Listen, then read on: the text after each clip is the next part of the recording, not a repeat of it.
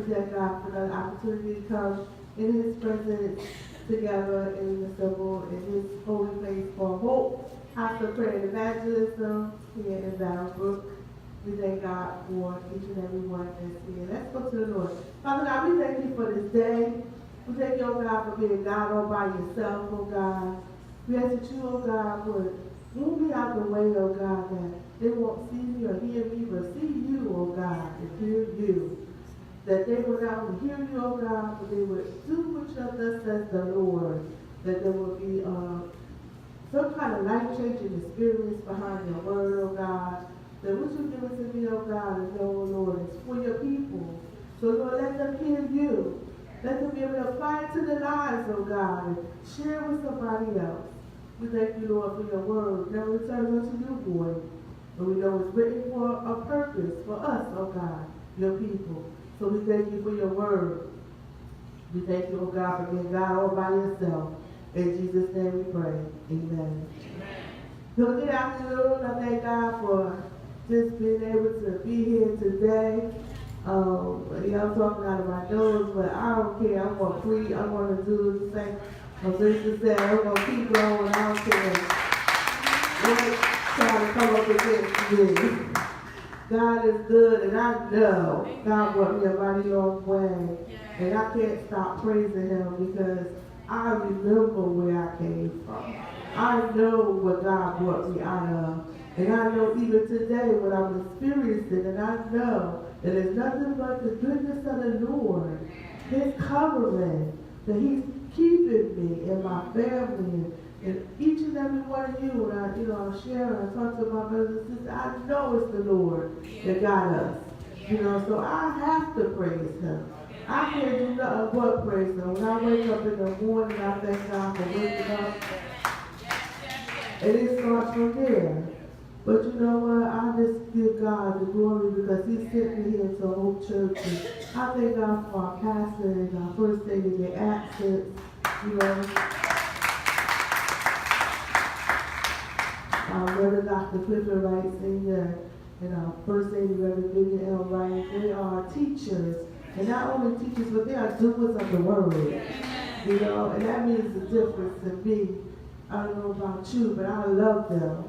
And I love what they do for the Lord. It's a lesson for me in just watching them, So I thank God for being here at Hope Church under their leadership and being a part of the clergy, and thanking God for our clergy, and just being a part of the clergy and being a part of the body of Reverend Dwyer. She was in the back with me. She making sure I took something because I wasn't trying to take nothing, but I wasn't feeling too good when I came in. But I feel a lot better now, thank God. Sometimes we have to put our differences aside, and we have to do what we need to do in order to go forward, even when we try to endure. We have to listen to the doctors and do what we're supposed to do because, it's important to take care of our bodies, and I'm learning that more and more as I live. So I just thank God for each and every one. My husband isn't feeling well. We must have gave each other some kind of germ. So he's at the doctor now in emergency. So I just thank God for him and just pray for him, and as we continue to, recover from whatever this is trying to come up against us, and nothing but the devil. But we're going to take care of ourselves in the meantime. Amen. I thank God for each and every one here. My BFF is here. Felicia. We grew up in 6th grade. We go way back to hopscotch, kickball, you name it, we played it. We was the outside kids. We played every game we could play. And my mother, I never seemed to not have a mother. Because God always sends another mother in your life, whether it be a spiritual or a physical mother. I lost my mother in November, but I still feel like I still have mother stuff in my life. That's still my mother. So I thank God for her. Every time she comes in the door, I light up because I thank God for her perseverance, because she makes me strong, her encouragement. I just thank God for each and every one here today. This, my sisters and brothers, we're going to go to the Word. The Word for the day is from Genesis. We go to the beginning, 19. I'm going to start at the 23rd to the 26th verse, and then I'll give you a little caption of what's going on here and what God has given to me. Is that all right? Amen. I don't want to be there, but by the time Lot reached Noah, the sun had risen over the land, and then the Lord rained down burning sulfur on Sodom and Gomorrah from the Lord out of the heavens. Thus he overthrew those cities and the entire plain, destroying all those living in those cities, and also the vegetation in the land. But Lot's wife looked back, and she became a pillar of salt. Amen? Yes, this right here is an unexpected pillar of post, but it's a godly experience. Unexpected is when you don't really know that something's going to happen. There's no forewarning, there's no eviction letter, and I don't know about you, but eviction is a really serious thing. I do that on my job. I have to evict sometimes, and it's not an easy process. You have to go through with the court system and having to file the right documents and do the right things in order to get the person out of that place. So eviction is not a light situation. And so when I was studying this, I know the Lord's placed on my heart that eviction is something that we have to take serious, but we have to keep it moving. And so here we find that Lot's family was in a predicament when two angels came to visit them and told them that they were going to destroy Sodom and Gomorrah. Sodom and Gomorrah was out of order, and they had to come and do away with this place. And so before this had happened, in the prior scriptures, God had a conversation with Abraham. Y'all remember that? It was godly, Bible scholars. Y'all remember when God had that conversation with him and he said, how many people that he's saving? He got down to 10. He said, it's at least 10, Lord. It's 10. Well, same time, but not his family. So the two angels came to him and, before that, some stuff had happened that always, stuff always jump off when strangers come to town, right? But two angels came and they stayed with Lot, and they told Lot that they were going to destroy Sodom and Gomorrah for them. That they had to leave right away. And he said, how many people you got? Who's your family? What's your people? Who's your people? Who you going to take with you? Right? Lot goes down to visit the two brothers that he thought was going to be his daughter's wives. You know how you had them picked out? The two that you're going to pick out for your daughters. And so he went down there to the brothers and asked them, was they going to be going with him or they going to stay behind? So they was like, he crazy. What he talking about? He must be joking. You know how people don't take you serious when you say you're moving. They're like, oh yeah, you moving, okay. But Lot knew that it was an urgent situation and he had to get up out of there. And so here we find that Lot went back to his family. And all of us was his wife and the two daughters. And so he had to get his wife and two daughters up out of there. So he lollygagging, right? And the two angels pushing him. And you gotta go now. So have you ever been in a situation where you had to get up and you had to go at that moment? There was no time for you to be packing stuff and sorting through your papers and trying to figure out what you're gonna keep, what you're gonna take.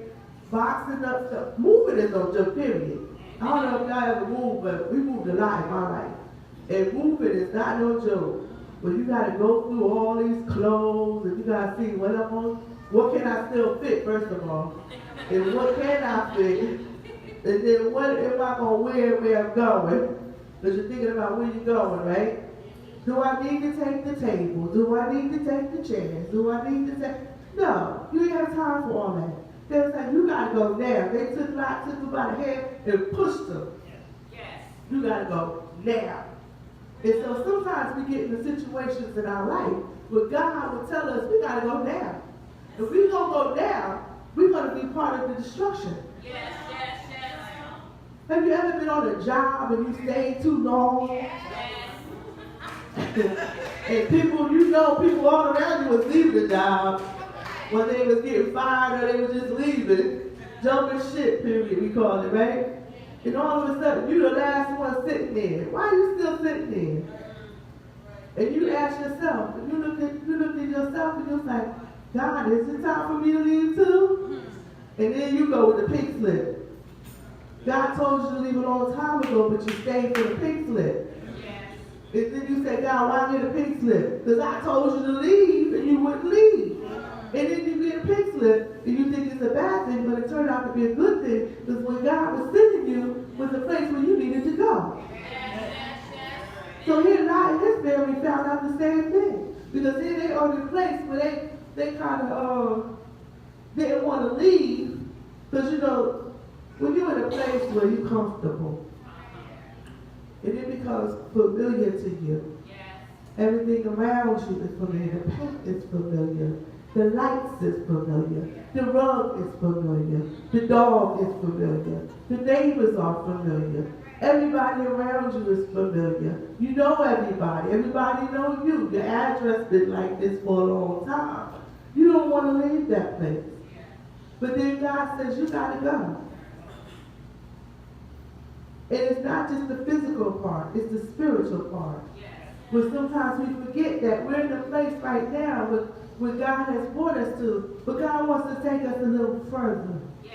And so sometimes we get stuck in a position in the spiritual part that we don't want to grow in Christ. We don't want to know God like that no more. Because sometimes when we get to know God in certain areas of our life, He exposes us for who we really are. Yes.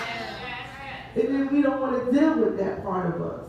Or we don't want Him to deal with us in that fashion. But that's another story, right? So there was an urgency that was going on, and they were telling them to hurry up and get out of the land. And run for your life.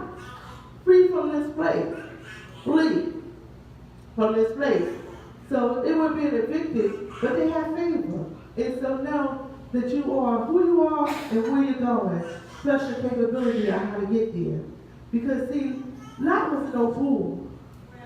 Lot saw that mountain where they were telling him to go. He was like, I ain't gonna be able to get all the way over there. Yes. That's a long way to go before the destruction comes. So he was like, can we negotiate on this favor you got on me? And sometimes we be like that too with God. Lord, you got favor on my life, so let me get this. Spare me, a little bit more time so I can just stay here a little bit longer so I don't have to deal with what's ahead of me because I'm okay where I'm at. So God, you know me. We had those kind of talks with God. Lord, you know me. You favor me. Since you favor me, I don't want to leave right now. Can you just let me stay a little bit longer? And so, Lot played on that. And so he was able to not go to the mountain, but go to Zor. So Zor was a place that was a little bit smaller. It wasn't as big as Sodom and Gomorrah, but it was closer. So when they got to that place, it was still serious that the change had to happen in their life. If you ask God to change the place, and God did, God will change the place for you sometimes. Yes. He'll turn it around for you. He'll give you favor. He'll let you stay a little bit longer where you at. He'll give you that. But God is serious. And God is a judge. And He is the judge. And He has judgment, final judgment on our lives. And so we can't play with that. And so here we found a prime example of where these two angels are telling God, look, all right, I'm going to deal with you on this note, but you got to go. And you got to go now. And there's no other, there's nothing else to say or do. take your family and go. And it reminds me of that scripture when Jesus said, the guy who wants to, follow Jesus, and he says, well, what did I do to follow you? He said, sell all your stuff and follow me. Then he don't hear nothing else about that man in the Bible. Because he must have had some good stuff, right? He ain't want to leave behind. And so we get like that too. We got some good stuff, we accumulated some nice stuff, nice furniture, nice stuff, nice job, nice clothes. We accumulate some things in our life. 401k, we don't want to leave that job because we might mess up that 401k, that pension. We talk about retirement now. You don't really want to retire yet because you don't really want to depend on one check, or you don't want to leave that overtime alone. So, we think about those things of being final in our life, but God says there's more. I'll give you more than what you ever had before if you follow me and be obedient to what I say to you. And so Lot's conversation with the angels, shows us that we can go to other places where it may not be exactly the same place where we started out at, but it's going to be better than Sodom and Gomorrah. And see, we live in a day today where a lot of Sodom and Gomorrah is going on. Because there's a lot of pride, a lot of arrogance, overfed people, right? Excess of food, unconcerned, don't help people, poor people not being given the right, and needy people not being serviced the way they should, haughtiness, a lot of abomination, a lot of things going before God that never did before, a lot of detestable people and things. So God overthrew Sodom and Gomorrah. And He'll overthrow the United States and other places too. Amen? I believe that. Because there's so many things that happen that we think that, we see on the news and we think, oh, that's so bad. But there's nothing too hard for God. And I'm a witness to that. And He'll move us. And we're experiencing those troubles and things that are causing us to have any of those things happen in our life. I know that God will cover us. And He will put His wings out and hide us in His pavilion. And He will make sure that we are covered by Him and His angels. And you read Psalm 91, it's a prime example of how God does it for us. Just like a bird, He will spread out His wings and put us right up under His wings. You know how you get put up under somebody's wings, you don't got to worry about nothing. That's favor, right? That's what we call favor. When you get put up under somebody's wings and you don't have to worry about people coming down on you because you know that somebody else got your back. And when somebody got your back, it's like, oh, you don't have to worry about them praying for you. You don't have to worry about them telling you the truth, because they're going to tell you the truth. Amen? So we know what it's like to be covered. And we know what it's like to have God come down on some situations in our life that, we was going to be evicted one time before we moved up this way. Me and my husband had just got married. We was living it up, boy. We was getting our checks and we would pay our rent when we paid it. And people came, they put a thing on the door. We was like, yeah, we got eviction notice. Yeah, I seen it, And then the people came. We didn't think they was gonna come. People came, and don't you know, dumb as we was like, what we gonna do? We better pray. So we prayed, but the people still came. Right? People still came.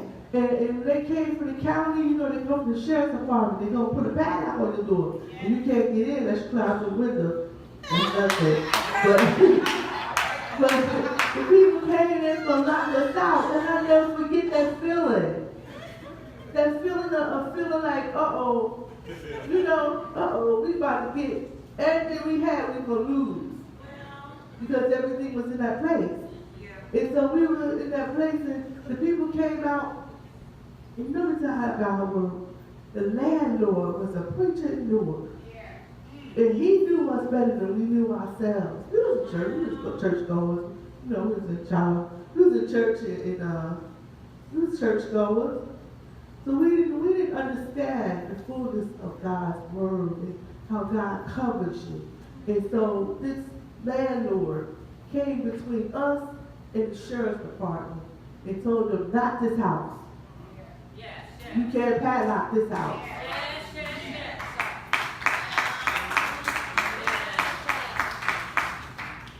But see, that's how God is. He wants you to know him in different ways.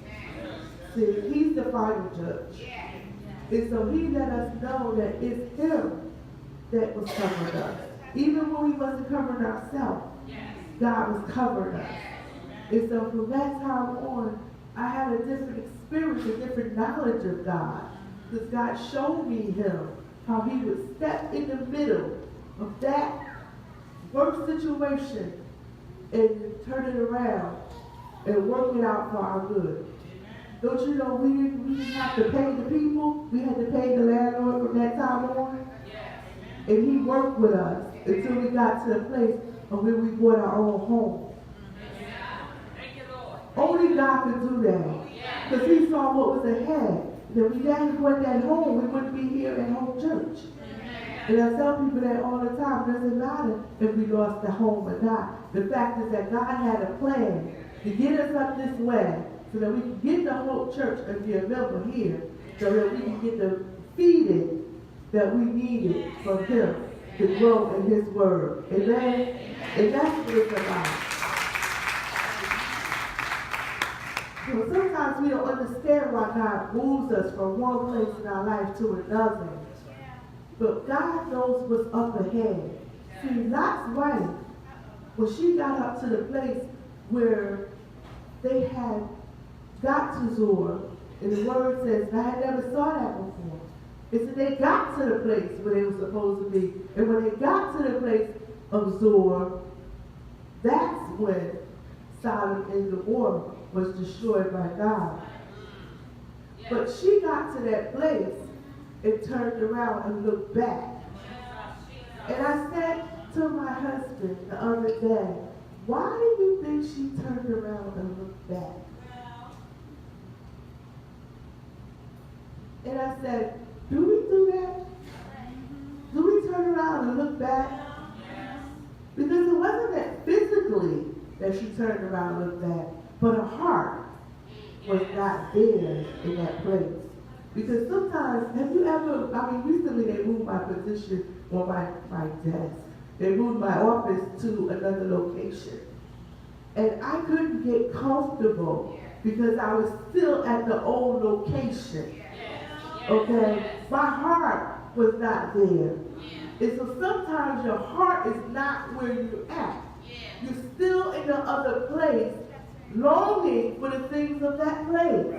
When she got to that small place, I know she probably said, this is the place? You mean to tell me we went from all the way to the city where everything was live and how they say it was lit, it was hot there, everything was all that long like New York City, and we come over here and ain't nothing here but us? You mean to tell me you want me all the way here and this is all we got? I can imagine her and why she probably looked at him first and then looked back. Like, you know how we do wives sometimes when our husbands make decisions for our family, we're like, really? Really? Are you serious? Do you know what we left behind? You know who we left behind? Right. Is this a joke? This gotta be a joke. Come on now. And then there's no more. She's no more because she's part of where she came from. Now I want to tell you something. I came a long way. And my family, they kind of, they always, when we get together, they talk about sometimes they do, sometimes don't. But my brother in Florida, he's a comedian one. And he'll tell you, right quick. So, he'll tell him in a minute some stuff about how I used to be and how he was scared of me this day. He even said at my mother's funeral. But anyway, he has a way of sharing how the distance, how far God brought me. But you know, sometimes you don't understand or you can't see how far God has brought you until you look back. Yeah. Or you come into somebody who you used to be with. And they remind you of the things of the past. And so we have to be careful that we don't stay around or stay with those people too long. It's nice to see them, but it's better on this side of the world. Because when you remember where you were, it wasn't always that great. And being unsaved for me was death. I don't care how many times I look at it from different perspectives, it always brought me to that place of feeling like I was going to die or death. But here in this life, and here in being where I am today in Christ Jesus, I always long for eternal life. Knowing that I'm going to heaven, I want to see my relatives, I want to be able to walk in glory. You know, the video we watched yesterday at Women's Fellowship, if you missed it, watch it. I had to go home and watch it again. And it just brought me to a place and made me examine myself. Because I don't want to be left behind. I have to go. I need to go. I need to go where God is. I want to meet him face to face. I don't want him to tell me that he don't know me. I have to have a personal relationship with him. He's been too good to me. He's been too good for my family, for your family, for us not to experience him in different ways and know that he is the Alpha and the Omega, the beginning and the end. It had not been for him on our side, we would not be here today. And I know for sure there were many a times when I went to bed and I didn't know if I was going to wake up in the morning. But God woke me up.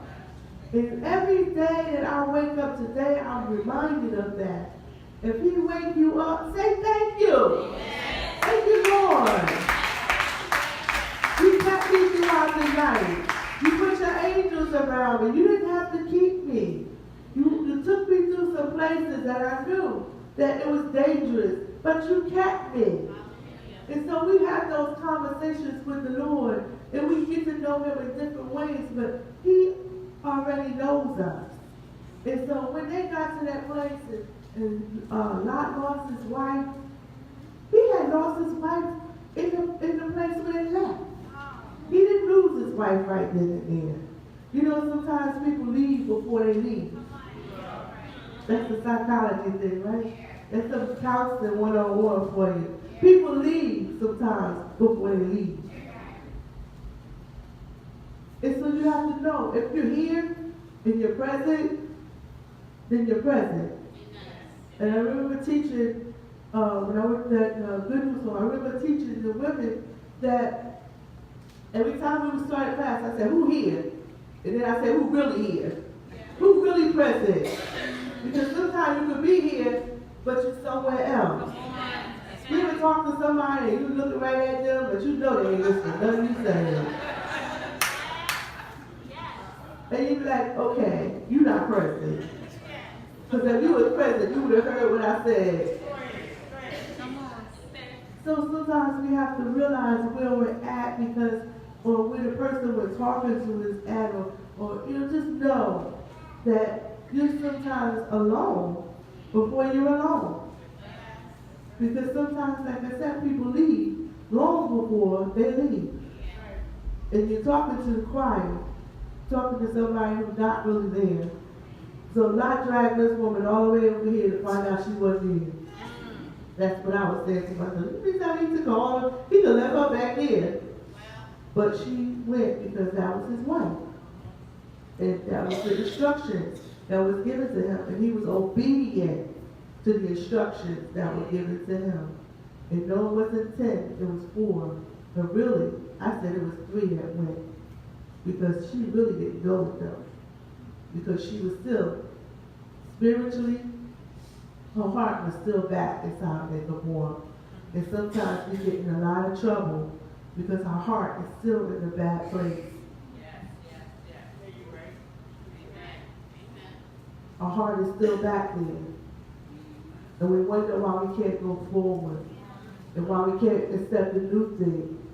You know, I had to get a shelf in my office and put my binders on and kind of redecorate a little bit in order to feel like I was in my own office, because they had moved me to another place and I felt like I was out of place. You know, I was still in the other place. And so now I feel a little bit more comfortable and come to people without in my office. This is bad, but I felt good. They was out because I had the office to myself. And it was like I was finally comfortable. And I realized it because they weren't there and I was alone. So sometimes what I'm saying is, sometimes when you're all alone, and it's just you and God, you can examine where you really are. Because God will let you know, is your heart here or is your heart over there? Are you with me or are you with them? Are you still back inside of the water? Are you still back there sinning and doing the things you was big enough and bad enough to do? Or you got one foot over the side of the wall, one foot over the door? Because sooner or later, the side of the wall is going to be destroyed. Because Jesus is coming back. And I don't know if you know the story, but he's soon to return. With all the things that we see going on, the fires and everything else going on, he's soon to return. So we have to make up our mind that we're going to have a godly experience and move what God says move and do what God says do. Because his eviction ain't like the landlord's eviction.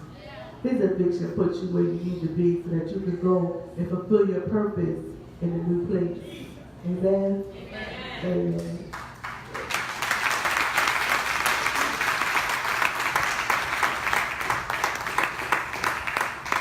So we thank God for each and every one that's here. And we pray that everyone is saved, but we open up the doors to the church and we ask that if there's anybody that has not experienced God as being their Lord and Savior, has not accepted him as their Lord and Savior, and this is the time that you will come to the altar and give your life to Christ